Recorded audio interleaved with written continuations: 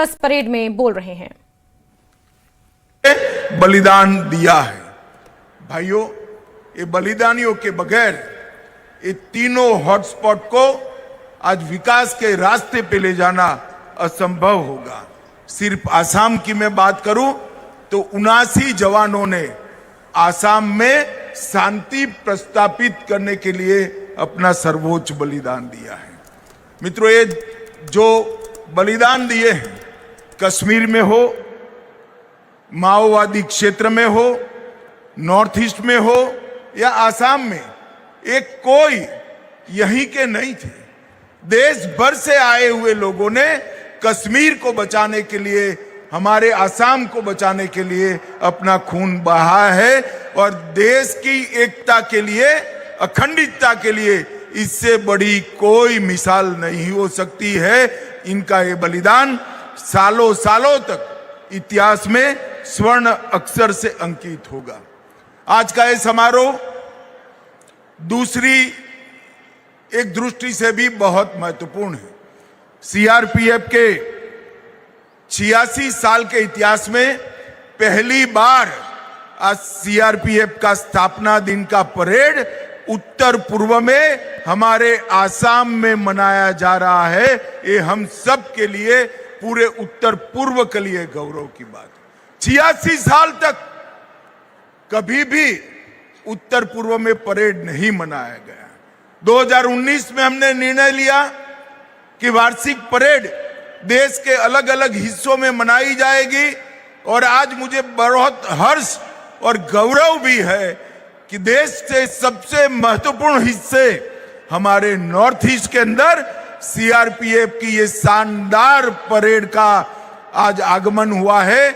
मेरे सभी भाइयों बहनों से अनुरोध है, जोर से ताली बजाकर सीआरपीएफ के इस निर्णय का हम स्वागत करें।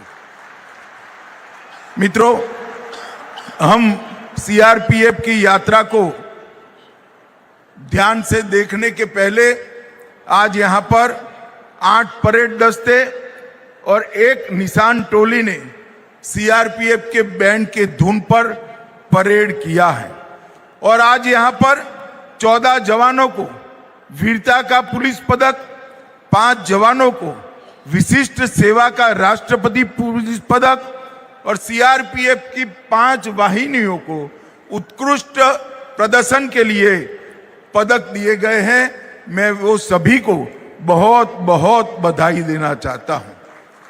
सीआरपीएफ के इतिहास को पीछे मुड़कर देखते हैं तो 1939 में सिर्फ 2 बटालियन के साथ आपने अपना सफर शुरू किया और आज 248 बटालियनों के साथ 3,25,000 के संख्या बल के साथ सीआरपीएफ विश्व का सबसे बड़ा सीएपीएफ बनकर उभरा है और इन्होंने देश भर में फैलकर देश की आंतरिक सुरक्षा और देश के सार्वभौमत्व को रक्षा करने का काम किया है।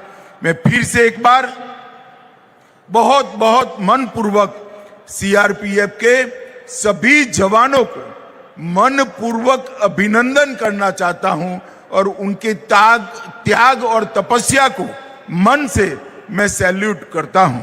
मित्रों, जब सीआरपीएफ का साहस और योगदान के इतिहास का गौरवमय क्षण याद करते हैं तो लद्दाख के हॉट स्प्रिंग में 21 अक्टूबर 1959 को चीन की सशस्त्र सेना का मुकाबला हमारे बल के कुछ जवानों ने किया और सभी के सभी हॉट स्प्रिंग के स्पॉट पर देश की भूमि की रक्षा करते हुए बलिदान दिए।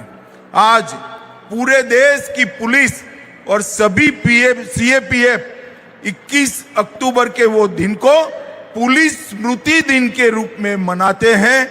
वो केवल सीआरपीएफ के लिए नहीं, देश भर की आंतरिक सुरक्षा में लगी हुई राज्यों की पुलिस और देश के सभी सीएपीएफ के लिए बहुत गर्व का विषय है।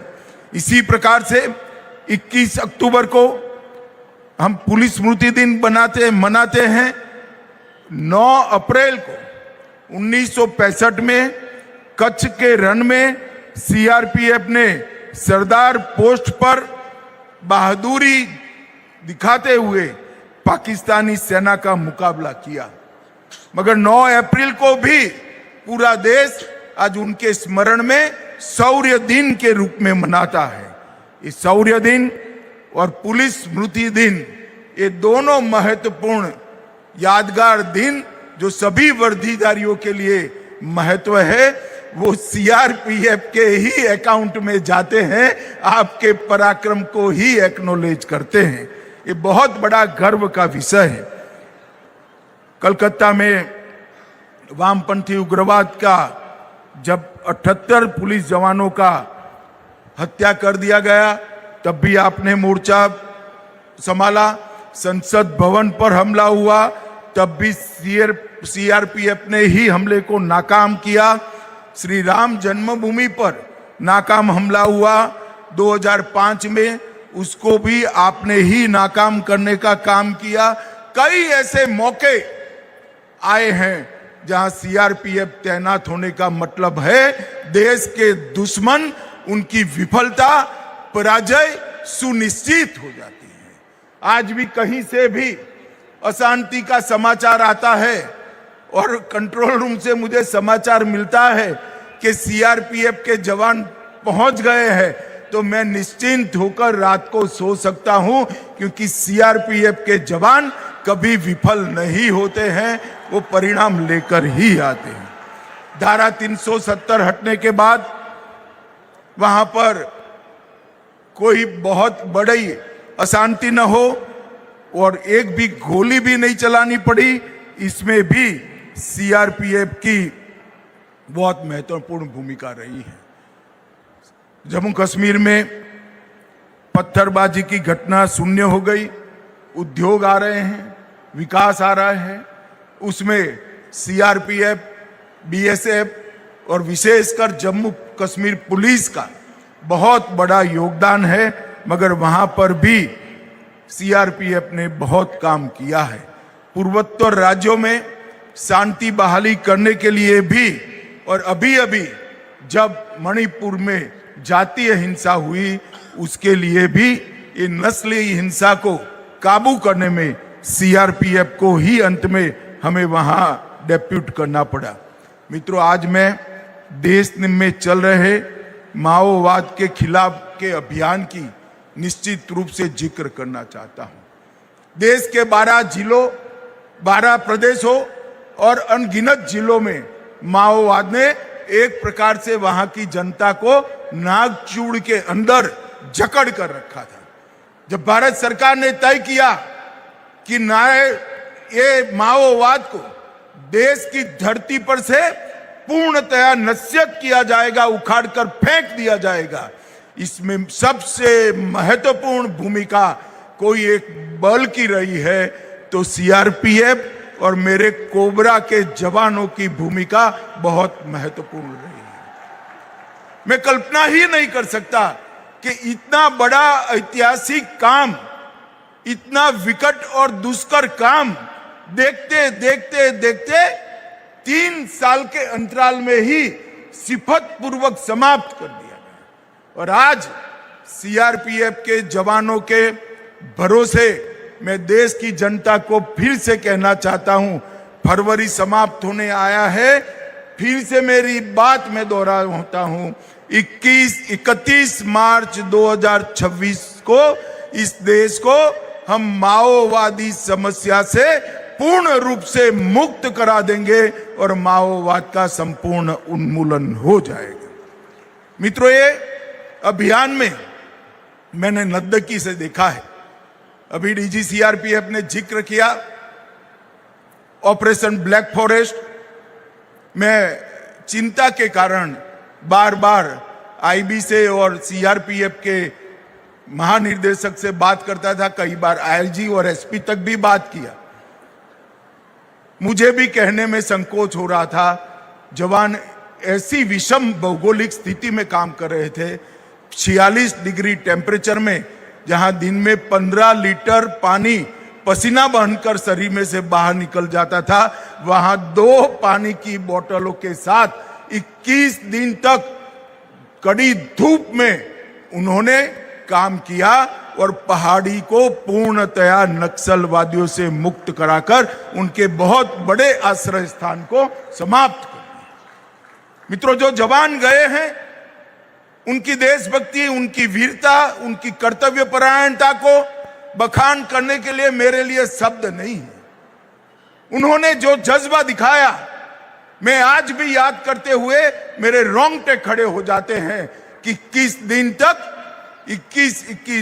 तक 46 डिग्री टेम्परेचर में पत्थरों से गर्म हुई पहाड़ी पर, जहां आईडी बिछे थे, पग पग पर बम धमाका होने की आशंका थी, 1 मिनट पर भी पीछे हटने का विचार लिए बगैर आगे बढ़ते गए और इनके स्ट्रेटेजिक स्थान को समाप्त कर दिया। जब देश आतंकवाद से मुक्त हो जाएगा, लाल आतंक से मुक्त हो जाएगा, मैं निसंकोच रूप से कहूंगा इसमें सीआरपीएफ और हमारी कोबरा बटालियन का बहुत बड़ा योगदान है।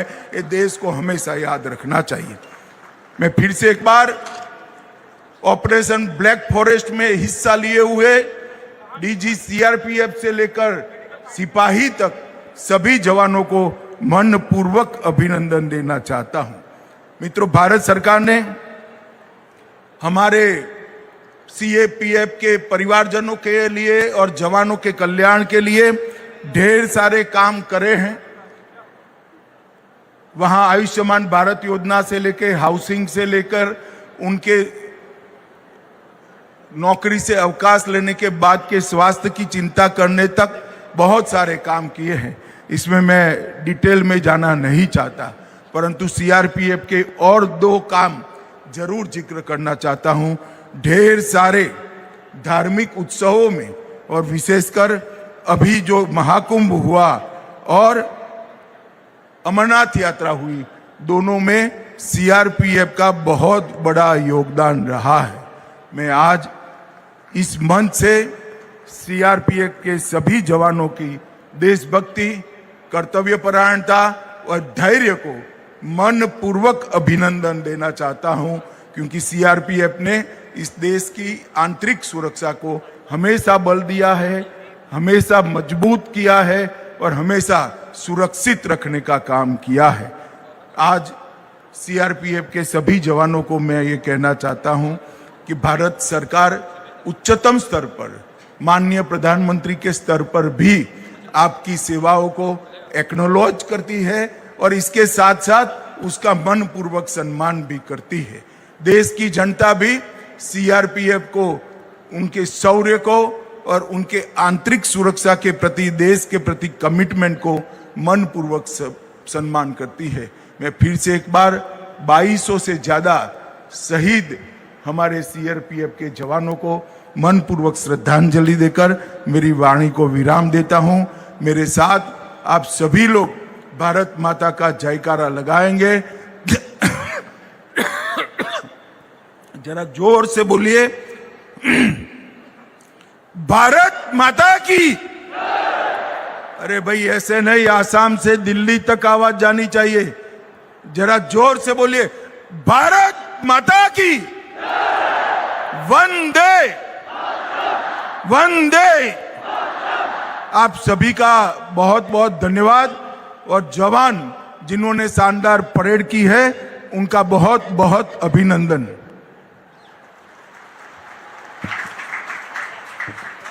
गुवाहाटी से आप अमित शाह को सुन रहे थे। गृह मंत्री अमित शाह वहां पहुंचे हुए हैं और उन्होंने खास तौर पर जम्मू कश्मीर का जिक्र करते हुए ये कहा कि सीआरपीएफ के जवान कश्मीर घाटी में और जम्मू डिवीजन में जिस तरह से अपनी सेवाएं दे रहे हैं वो बेहद सराहनीय है और काबिले तारीफ है। Central reserve police force CRPF वो ऐसी एक ताकत है जो आम जनता के साथ सीधे जुड़ाव रखते हुए हमारी सीमाओं को, हमारे देश को और हमारे देश की रक्षा में, उसकी सुरक्षा के लिए तत्पर रहती हैं और हमेशा तैयार रहती हैं, फ्रंट लाइन पर लड़ने के लिए हमेशा तैयार रहती हैं। इस तरह की बातें और इस तरह सीआरपीएफ को गृह मंत्री अमित शाह ने सराहा है।